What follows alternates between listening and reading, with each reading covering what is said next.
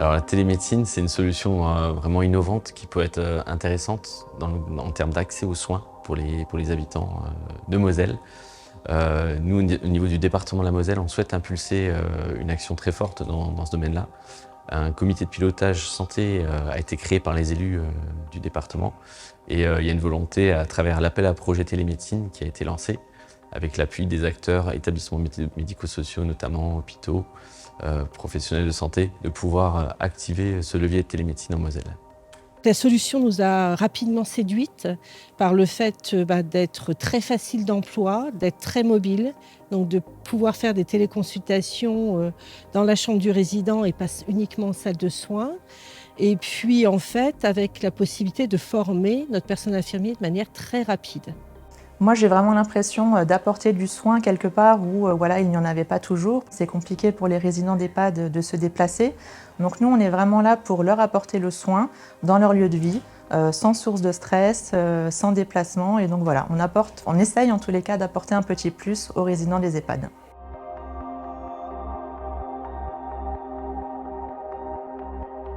On a 3 spécialités principales qui ressortent, la cardiologie, du fait de la prévalence des maladies cardiovasculaires dans la population que nous accueillons, la gériatrie, ça va sans dire, et la neuropsychiatrie pour les troubles du comportement qui sont en forte croissance dans nos EHPAD à l'heure actuelle. Mais on a accès à toutes les autres spécialités, la dermatologie, la gastro-entérologie.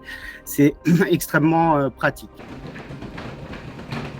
Chaque infirmière a une mallette avec plein d'objets connectés différents selon la spécialité. Et donc, pour la cardiologie, nous avons un ECG et un échographe qui nous permettent de faire l'examen finalement comme si le résident se rendait directement chez le cardiologue. La principale amélioration, c'est l'infirmière, l'IDE, qui est présente dans l'établissement.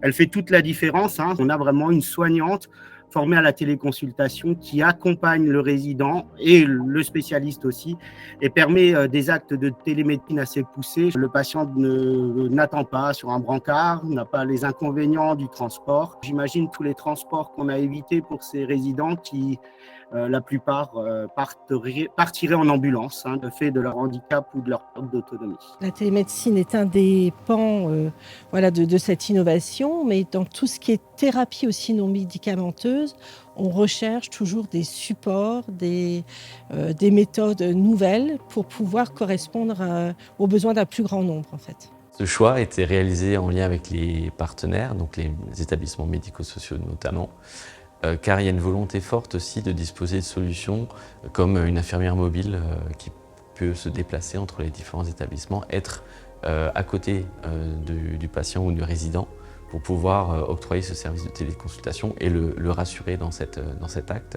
et avoir vraiment un service de qualité.